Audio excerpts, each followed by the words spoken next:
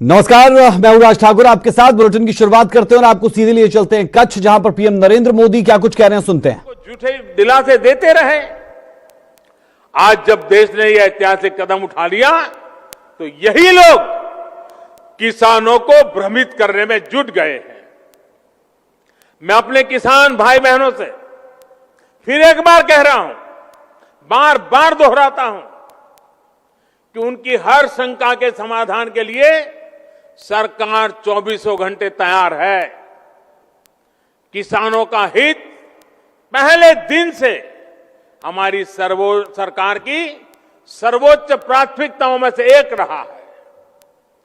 खेती पर किसानों का खर्च कम हो, उन्हें नए नए विकल्प मिले, उनकी आय बढ़े, किसानों की मुश्किलें कम हो, इसके लिए हमने निरंतर काम किया है। मुझे विश्वास है हमारी सरकार की ईमानदार नीयत, हमारी सरकार के ईमानदार प्रयास और जिसको करीब करीब पूरे देश ने आशीर्वाद दिए हैं, देश के हर कोने के किसानों ने आशीर्वाद दिए हैं। मुझे विश्वास है कि किसानों के आशीर्वाद की ये ताकत, देश भर के किसानों के आशीर्वाद की ताकत,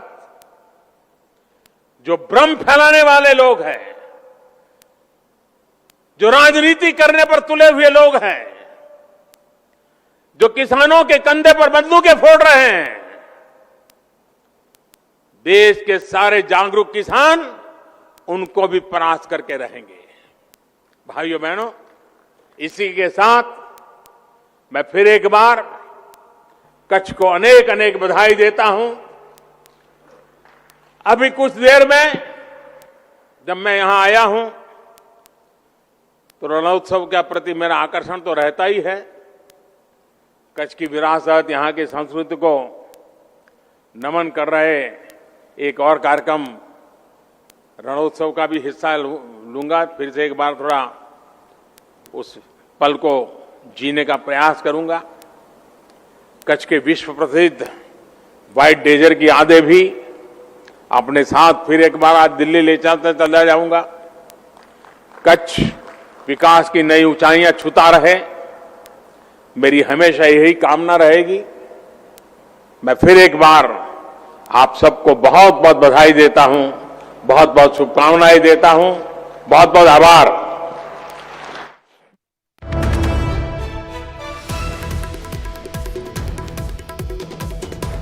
तो आपने सुना पीएम नरेंद्र मोदी को, जो लगातार हर मंच से ये बात कह रहे हैं और कह रहे हैं कि किसान जिस तरीके से आंदोलन कर रहे हैं उन्हें बरगलाया गया है और एक बड़ा कदम केंद्र सरकार की तरफ से उठाया गया है, इन कानूनों को लाया गया है और ये किसानों की बेहतरी के लिए हैं। और ये भी कहा कि पहले झूठे दिलासे दिए गए और साथ ही साथ ये भी कह रहे हैं कि किसान हित प्राथमिकता है पीएम नरेंद्र मोदी की तरफ से। इसका जिक्र एक मर्तबा फिर से कच्छ जब पहुंचे पीएम मोदी तो उस दौरान किया गया और हमने देखा कि प्रधानमंत्री नरेंद्र मोदी सिर्फ गुजरात कच्छ में ही नहीं बल्कि जिस जिस जगह पर जा रहे हैं वहां पर इस बात का जिक्र जरूर करते हैं और कहते हैं कि जो कानून लाए गए वो किसान हितैषी है और वो एक बड़ा फैसला था जो केंद्र सरकार की तरफ से किया गया है।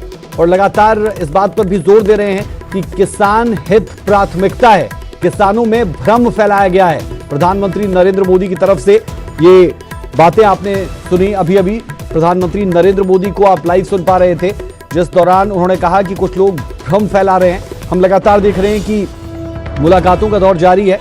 केंद्रीय कृषि मंत्री तोमर से लेकर और गृह मंत्री से लेकर तमाम बड़े दिग्गज इस दौरान मुलाकातें कर रहे हैं। और अब एक जो स्थिति बनी है वो ये कि केंद्र कह रहा है कि किसान हमसे बातचीत के लिए आ सकते हैं, हमारी तरफ से जो रास्ते हैं वो लगातार खुले हैं। अब इसी का इंतजार है कि अगली बातचीत होती है तो क्या निष्कर्ष निकलता है, किसी निष्कर्ष पर यह पूरा मामला पहुंचता है।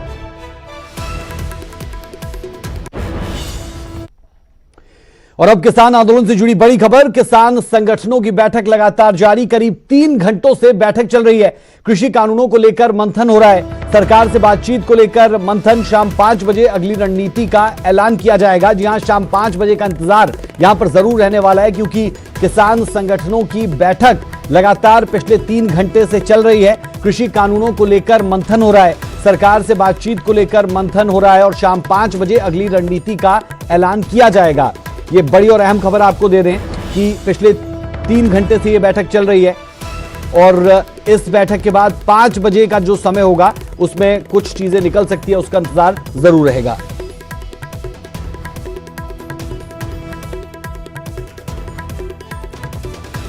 चलिए सीधे रुक करते हैं ग्राउंड जीरो का। हमारे सहयोगी विजयपाल ब्राड़ सिंगू बॉर्डर से इस वक्त लाइव है, हमारे साथ जुड़े हैं।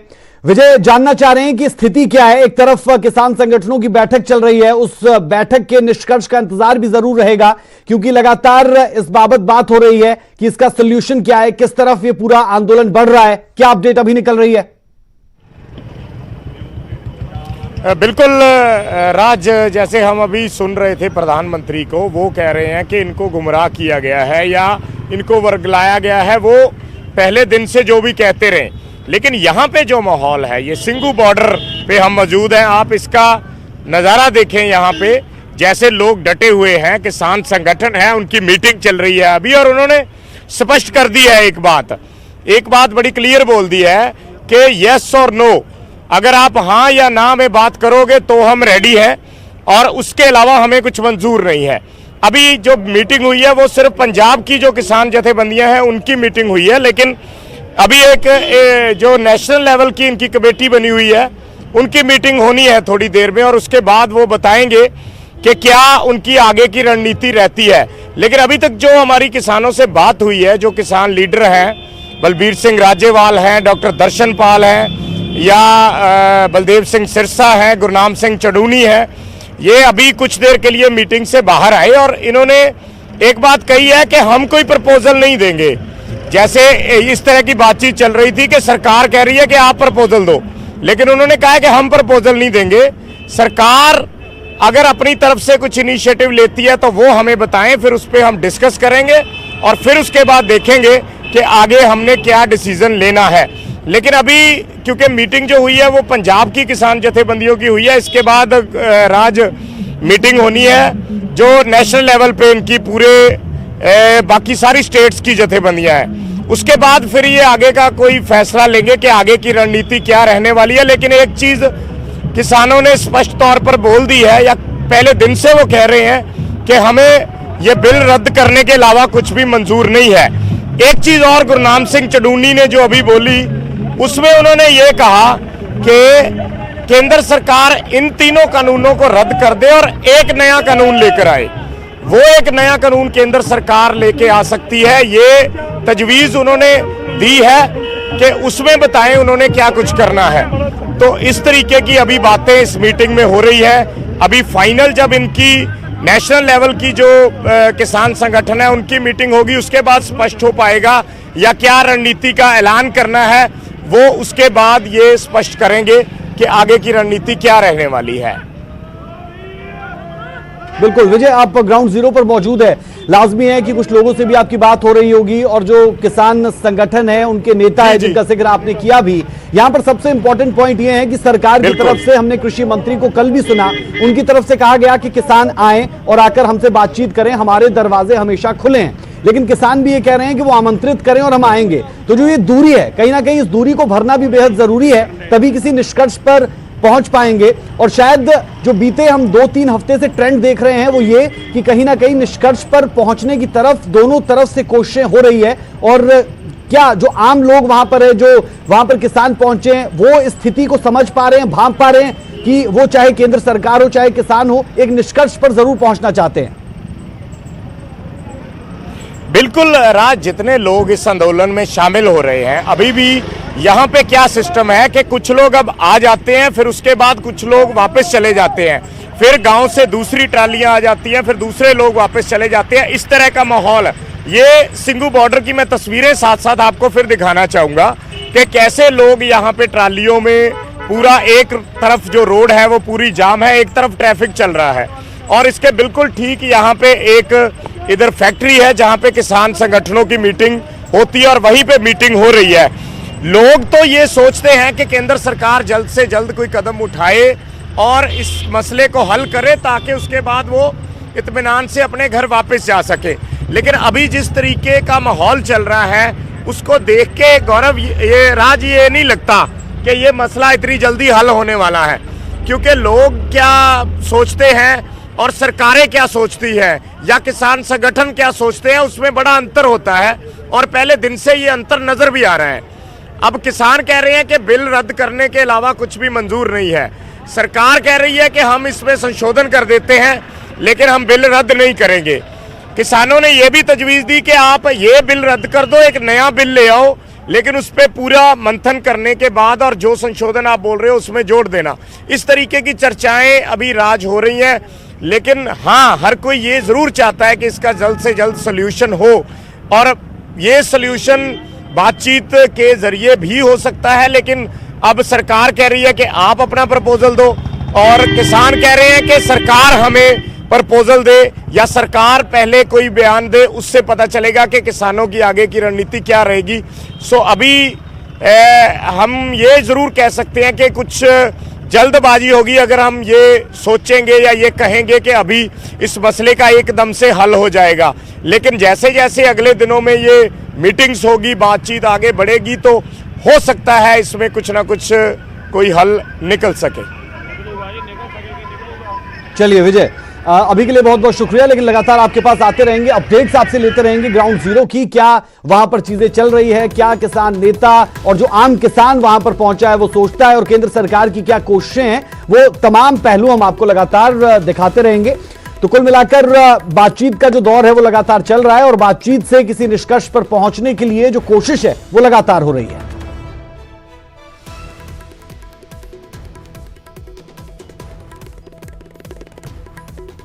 हरियाणा के सांसदों और विधायकों के एक प्रतिनिधिमंडल ने सोमवार को केंद्रीय कृषि मंत्री नरेंद्र सिंह तोमर से मुलाकात की और 3 नए कृषि कानूनों का समर्थन किया, जिन कानूनों के खिलाफ हजारों किसान राष्ट्रीय राजधानी की विभिन्न सीमाओं पर लगभग 2 सप्ताह से विरोध प्रदर्शन कर रहे हैं। इसके अलावा SYL नहर के पानी से भी जुड़ा मुद्दा कृषि मंत्री से चर्चा में किया गया, जिसे पंजाब कई सालों से अपनी तरफ से रोके हुए हैं। इस विषय पर बातचीत की गई। इस बारे में न्यूज 18 ने बीजेपी सांसद सुनीता दुग्गल से बात की, उन्होंने क्या कुछ कहा आप भी सुनिए।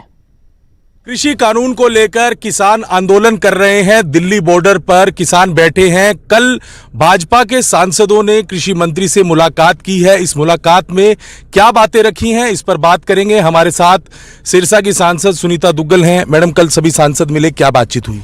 देखिए, ऐसा है कि सभी सांसद जो हैं वो आदरणीय कृषि मंत्री जी से मिले और हम लोगों ने जो सरकार ने आश्वासन दिया है कि लिखित में भी हम देने को तैयार हैं कि MSP के साथ किसी तरह की कोई दिक्कत नहीं आएगी और आने वाले समय में MSP बढ़कर जो है हमारे किसान भाइयों को मिलेगी, जैसा कि पिछले 5 सालों में भी जो है आज तक पहले कभी इतनी बढ़कर नहीं मिली थी, वो मिली है। उसी तरह से आगे भी जो है वो MSP बढ़कर मिलेगी और इसके साथ साथ APMC जो है उसके साथ किसी तरह की कोई छेड़छाड़ नहीं करी जाएगी। इन सब के बारे में जो आश्वासन सरकार की तरफ से दिया गया है, हम उसके लिए उनका बहुत बहुत धन्यवाद करने गए थे और इसके साथ साथ हम उनको ये भी कहने गए थे कि जो किस तरह के कुछ असामाजिक तत्व जो हैं इस आंदोलन के अंदर आ गए हैं और जो राजनीतिक पार्टियां अपनी राजनीतिक रोटियां सेकने के लिए इसके अंदर आ गई हैं, उनको किसी तरह से वो चिन्हित करके उनको अलग करें ताकि हमारे किसान भाई जो हैं वो किसी भी तरह से उनके बहकावे में ना आ सकें।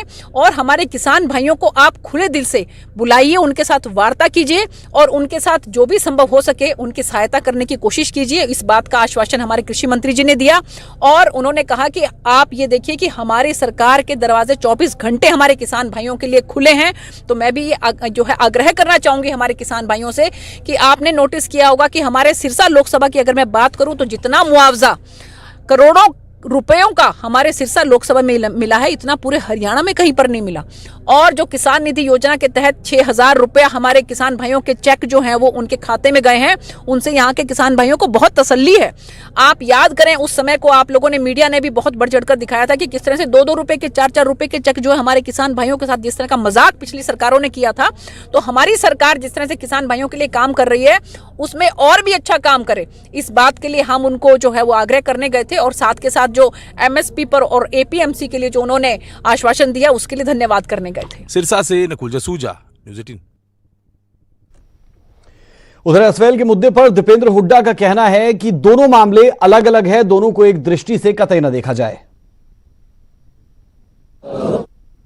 SYL पे हमारा साफ है हरियाणा के हक का फैसला हो चुका है सुप्रीम कोर्ट द्वारा और केंद्र सरकार उस फैसले को अमली जामा पहचान बनवाए।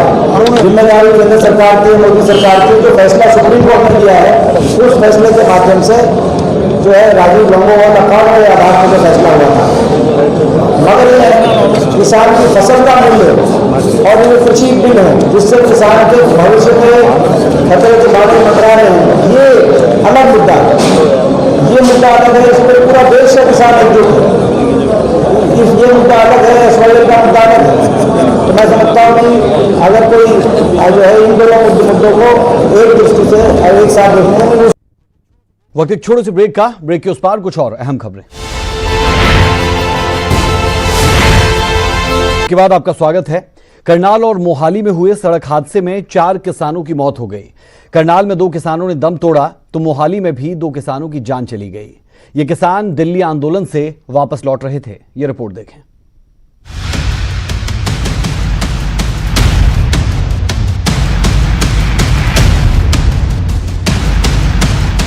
मंगल बना अमंगल, सड़क हादसे ने ली 2 जानें। भारत में सड़क हादसे रुकने का नाम ही नहीं ले रहे। हर रोज किसी न किसी की सड़क हादसे में जान जा रही है। अब तस्वीरें करनाल से सामने आई हैं, जहां एक ट्रक ने एक ट्रॉली को जोरदार टक्कर मार दी। ये भयानक टक्कर ने 2 किसानों की जान ले ली। दोनों ने मौके पर ही दम तोड़ दिया, जबकि 2 और किसान घायल हो गए हैं। किसान दिल्ली से पटियाला जा रहे थे।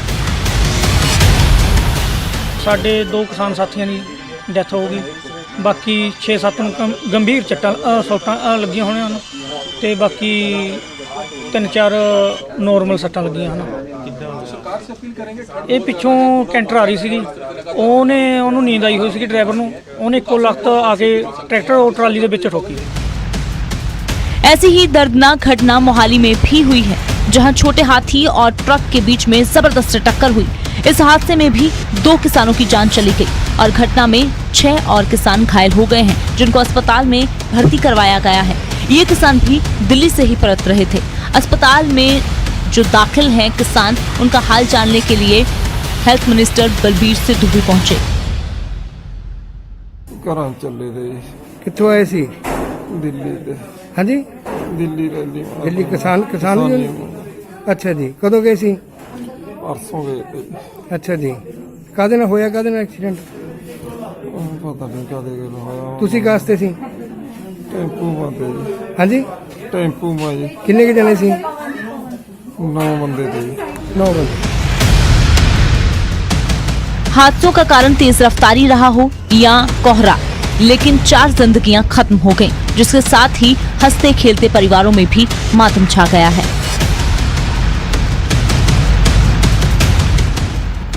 करनाल से हिमांशु नारंग, मोहाली से मनोज राठी, न्यूज़ 18 पंजाब। अब जो तस्वीरें हम आपको दिखाने जा रहे हैं उसे देखकर आप ये कहने को मजबूर हो जाएंगे कि करनाल में गुंडा राज है। यहां कुछ बदमाशों ने जमकर उत्पात मचाया, लेकिन क्यों उत्पात मचाया, इस बात का जवाब किसी के पास नहीं।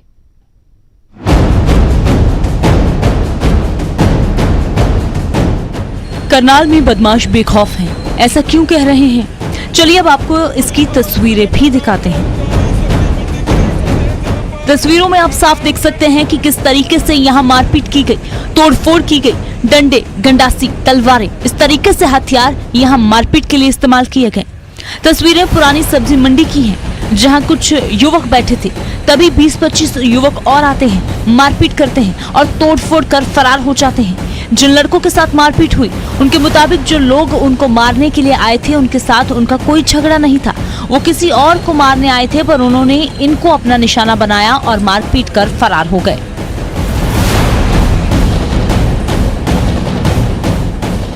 भी एक्टर लेके खड़ा ही हुआ था, पिछला किसी तो सिर में डंडा मारा, किसी की हाथ तोड़ रखा है, किसी कुछ कर रखा है, पता नहीं। फिर एकदम से मार मूर के इस गली में भाग गए और अब इधर सीधा भाग गए। सर तो कितने लड़के थे? कम से कम भी सर 20-25 लड़के थे सर। तो क्या तोड़ गए? सर बाइक तोड़ गए सर, एक्टिवा तोड़ गए सर। कल आया, 1.5 साल बाद आया था यहाँ। तो पहचानते हो आप उनको? कितने एक युवक आए थे मारपीट करने? 25 से 30। और सबके पास हथियार? सबके पास। तो कहाँ के रहने वाले हैं आप? मैं नेपाल का रहने वाला हूँ, इधर रहता हूँ 17-18 साल से इधर करना। एक का नाम सूर है, वो बेमतलब में पीछे भी अब कुछ सरदार थे मंडी में, उनको भी मारते, बेमतलब बेकसूर लोगों को मारता है वो।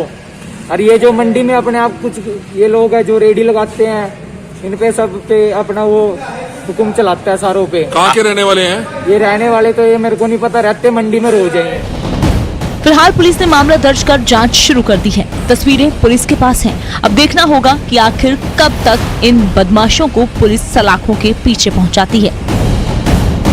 करनाल से हिमांशु नारंग, न्यूज़ 18।